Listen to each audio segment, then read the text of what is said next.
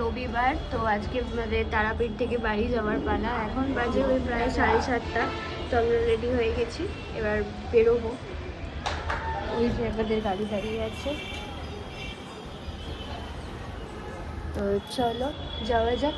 কেমন লাগছে জানিও। এখানে ও রেডি হয়ে গেছে।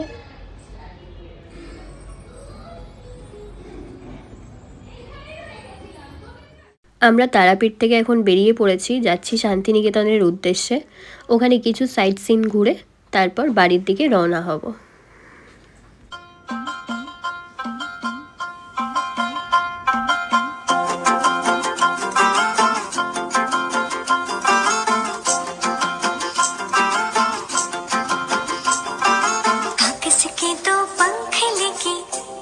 चला जाए रे जहाँ नहीं जाना था ये वही चला हाय रे उम्र का ये ताना बाना समझ न पाए रे जुबान पे जो যেতে যেতে এখানে আমরা একটু দাঁড়িয়ে পড়েছিলাম। এত সুন্দর রাস্তাটা দেখে ছবি না তুলে পারলাম না।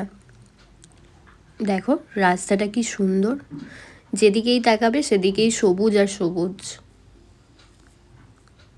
আবার আমরা এগোচ্ছি শান্তিনিকেতনের দিকে।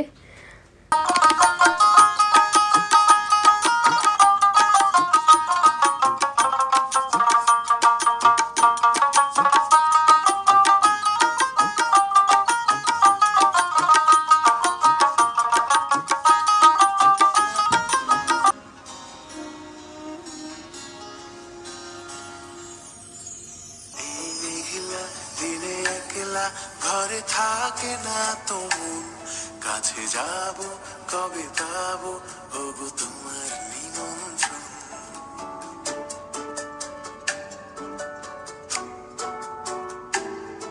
এই মেঘলা দিনে একলা ঘরে থাকে না তো মন কাছে যাব কবে পাবো ওগো তোমার নিমন্ত্রণ এই মেঘলা দিনে একলা ঘরে থাকে না তো মন কাছে যাব কবে পাবো ওগো তোমার নিমন্ত্রণ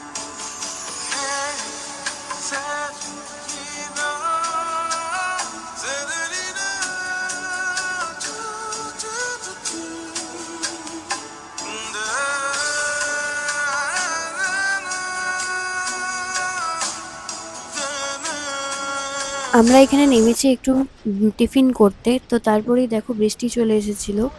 আর রাস্তাটা এতটাই সুন্দর লাগছিল, চারিদিকটা পুরো সবুজ আর সবুজ, তার মধ্যে বৃষ্টি, উফ অসাধারণ লাগছে।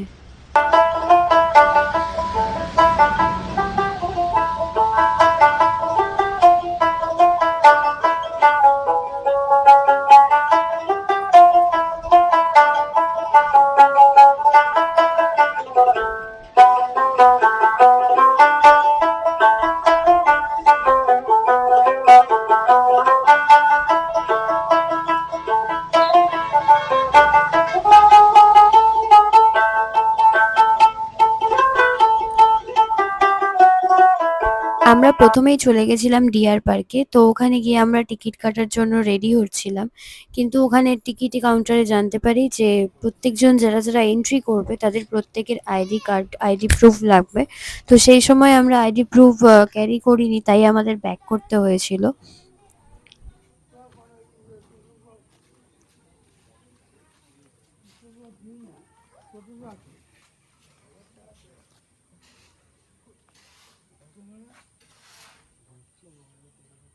তিন পাহাড় নামের উদ্দেশ্য হচ্ছে মহাশয় দেবেন্দ্রনাথ ঠাকুর, রবীন্দ্রনাথ ঠাকুরের পিতা, উনি এক কোপাই নদীর তীরে থেকে এই চারা গাছটা নিয়ে এসে লাগিয়েছিলেন। যেন কোপাই নদীর তীরে রবীন্দ্রনাথ ঠাকুর একটা কবিতা লিখে গেছিলেন যে আমাদের ছোট নদী চলে আঁকে বাঁকে বৈশাখ মাসে তার হাঁটু জল থাকে। এই কোপাই নদীর তীরে থেকে এই চারা গাছটা নিয়ে এসে লাগিয়েছিলেন এবং পরবর্তীকালে তিনটে চুনি পাথর দিয়ে তিনটে স্টেপ তৈরি করেছিলেন। দেখুন, তিনটে চুনি পাথর দিয়ে তিনটে স্টেপ তৈরি করেছিলেন বলে জায়গাটার নাম দিয়েছিলেন তিন পাহাড়। এবং এই পাহাড়ের গোড়া থেকে রবীন্দ্রনাথ ঠাকুর একটা হাট কবিতা লিখে গেছিলেন যে কুমোর পাড়ার গরুর গাড়ি বুঝাই করা কলসিহারি গাড়ি চালায় বক্সিবদন সঙ্গে যে যায় ভাঙনে মদন। এবং বাদবাকি 4 লাইন কবিতা উনি লিখেছিলেন বাংলাদেশ সিলাই দহে, যেখানে লিখেছিলেন ঘাট বসেছে শুক্রবারে বক্সিগঞ্জের পর্দার পাড়ে, সেটা হচ্ছে বাংলাদেশ সিলাই দহে।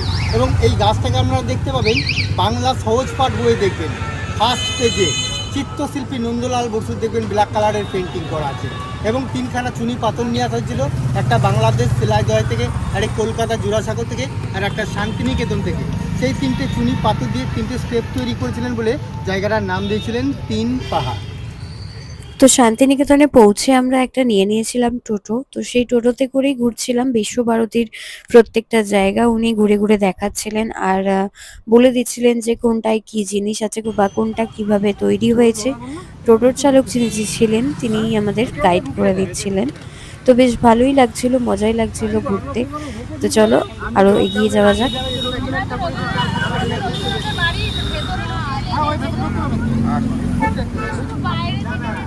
এই যে প্লেসগুলো, এই প্লেসগুলো সব এইভাবেই দেখতে হবে। আর মিউজিয়াম দেখুন, আমার ডান দিকে যে সারি সারি তাল গাছগুলো দেখতে পাচ্ছেন, এক পুকুরে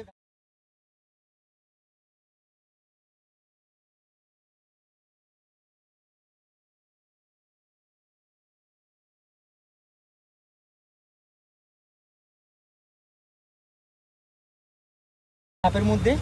এই জায়গাটার নাম হচ্ছে বাবুদের তাল পুকুর। এই জায়গাটাকে কেন্দ্র করে এক কবিতা লিখেছিলেন কাজী নজরুল ইসলাম, যে বাবুদের তাল পুকুরে হাবুদের তাল পুকুরে সে কি ভাত করলি তারা বলিতান একটু দ্বারা।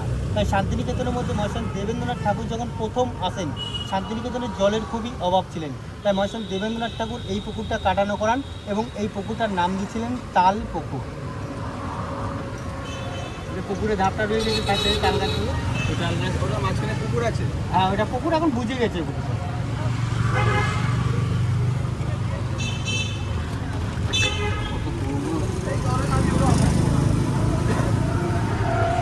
তাল গাছগুলো কি অরিজিনাল? তাল গাছগুলো ধরুন আমরা ওকে জন্ম হয়ে থেকে দেখে আসছি কিন্তু।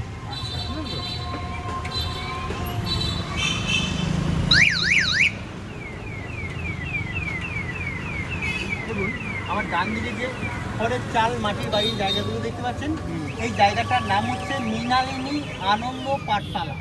তাই মৃণালিনীর নাম হচ্ছে রবীন্দ্রনাথ ঠাকুরের স্ত্রীর নাম। উনি যখন বাংলাদেশ সেলাইদহ থেকে প্রথম শান্তিনিকেতনের মধ্যে এসেছিলেন, তখন রবীন্দ্রনাথ ঠাকুর ভালোবেসে নাম দিয়েছিলেন মৃণালিনী দেবী। তাই ওনার নামে এই পাঠশালা বানানো, এবং এই পাঠশালার মধ্যে দেখুন প্রত্যেকটা গাছের গোড়ায় দেখুন ছোটো ছোটো সিমেন্টের বেদি করা আছে। এই বেদিগুলোর মধ্যে টিচাররা বসে এবং প্রত্যেকটা স্টুডেন্ট বাড়ি থেকে দুটো করে আসন নিয়ে আসে, একটা নিজেরা বসে, একটা বইয়ের মধ্যে রাখে। তাই এখানে ক্লাস নার্সারি থেকে 12 পর্যন্ত ওপেন গাছের নিচেতে মাটিতে বসে ক্লাসগুলো না হয় এখনও পর্যন্ত। রবিবার করে ছুটি আছে এবং এখানে 3 ঘন্টা ক্লাস হয়, 1 ঘন্টা নাচ গান, 1 ঘন্টা খেলাধুলো আর 1 ঘন্টা পড়াশুনো। খুব আনন্দের মাধ্যমে নাচ গান খেলাধুলো পড়াশুনো হয় বলে জায়গাটার নাম দিয়েছিলেন মৃণালিনী আনন্দ পাঠশালা।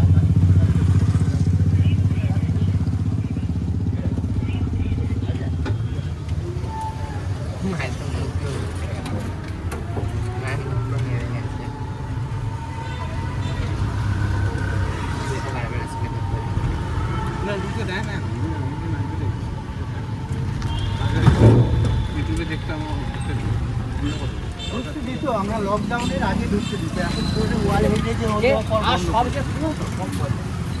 এটা হচ্ছে শান্তিনিকেতন আশ্রমের গেট। যে ক্লাস 12-এর ছেলে মেয়েদের যে গাছের নিচে মাটিতে মতো ওপেন ক্লাস হয়, ওই যে ভেতরটা ডান দিকে যে ওটা যেটাকে বলা হয় পাটা ভবন।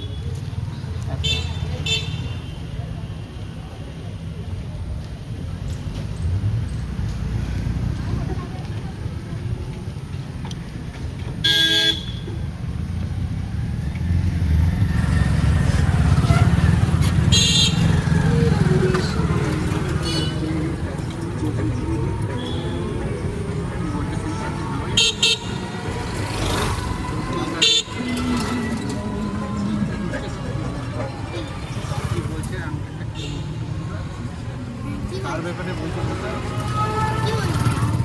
কার ব্যাপারে বলছো? রবীন্দ্রনাথ ঠাকুর বলো, রবীন্দ্রনাথ ঠাকুর।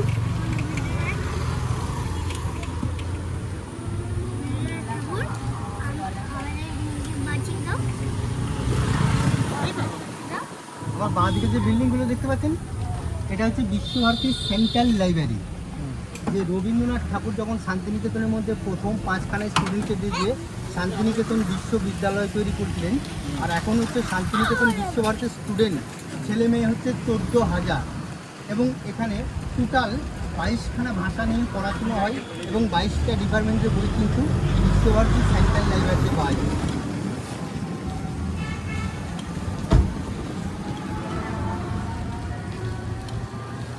আমার ডান দিকের যে অফিসটা দেখতে পাচ্ছেন, এটা হচ্ছে বিশ্বভারতীর মেন অফিস। এই অফিসটার নাম হচ্ছে সেন্ট্রাল অফিস। বিশ্বভারতীর যত রকম কাজকর্ম হয় সব এই সেন্ট্রাল অফিস থেকে।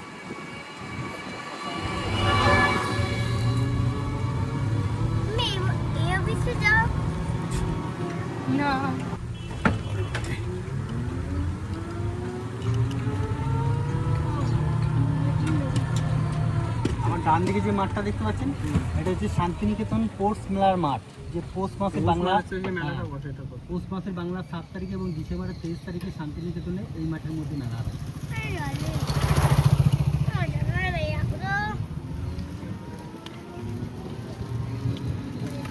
আমি খাওয়াবো, পারবে না, পড়ে যাবে, গাড়ি চলছে, গাড়ি চলছে, ধরো এই আর আমার বাঁ দিকে যে অডিটোরিয়াম হলটা দেখতে পাচ্ছেন, এই ভবনটার নাম হচ্ছে লিপিকা ভবন। যে লিপিকা ভবন যে শান্তিনিকেতন যে দেশ বিদেশে যে প্রোগ্রামগুলো সব হয় এবং সেমিনারগুলো হয় সব এই ভবনটার মধ্যে। এই ভবনটার নাম হচ্ছে লিপিকা ভবন। ঠিক আছে?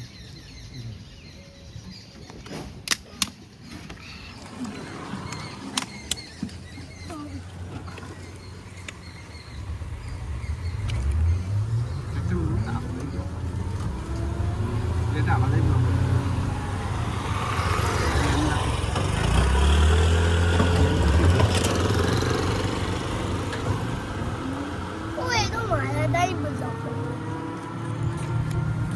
আর বাঁ দিকে যে বিল্ডিংগুলো দেখতে পাচ্ছেন, এটা হচ্ছে বিশ্বভারতী বিদ্যা ভবন বয়েজ হোস্টেল এটা। হ্যাঁ, ছেলেগুলো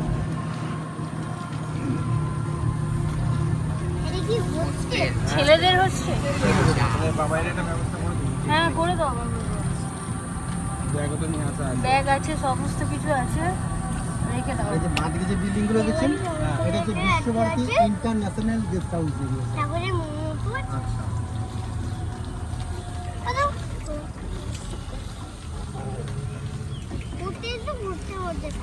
আমরা বিশ্বভারতী ঘুরতে ঘুরতে একটু দাঁড়িয়ে পড়েছিলাম পেয়ারার চাট খাবো বলে। তো এখানে দেখো পেয়ারা ছাড়াও কামরাঙা আছে, আমড়া আছে, প্রত্যেকটারই চাট উনি তৈরি করে দেন। বেশ সুন্দর চাট বানান। আমরা তো 1 প্লেট করে নিয়ে নিয়েছিলাম প্রত্যেকেই। তো খেতে খেতে যাচ্ছিলাম। এবার আমরা সোনাঝুরি হাটের দিকে এগিয়ে যাব।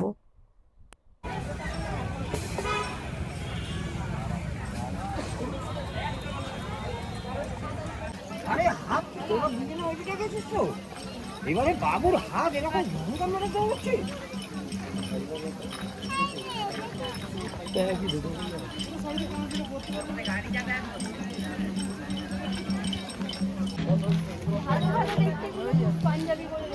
দেখো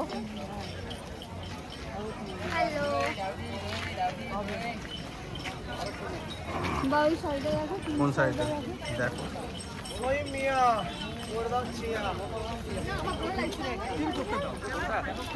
এটা দাম আছে 1850। কেন এত দাম কিছু?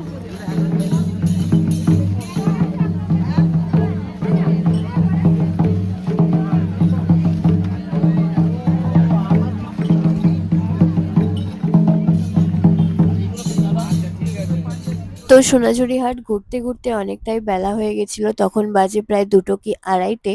তো এবার লাঞ্চ করে বাড়ি ফেরার পালা। এখান থেকে বেরিয়েই একটা হোটেল দেখতে পেয়েছিলাম, তো ওখানেই আমরা লাঞ্চটা সেরে নিয়েছিলাম। তো লাঞ্চ করে এবার আবার বাড়ি ফেরার পালা।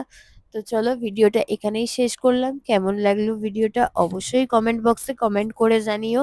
আর যারা যারা এখনো লাইক করোনি তো তাদের প্লিজ বলবো একটা লাইক করে দিতে আর একটা সাবস্ক্রাইব করতে। তো চলো, বাই বাই, দেখা হচ্ছে পরের ভিডিওতে। ততদিন তোমরা ভালো থাকো, সুস্থ থাকো, হাসি খুশি থাকো। তো চলো, টাটা।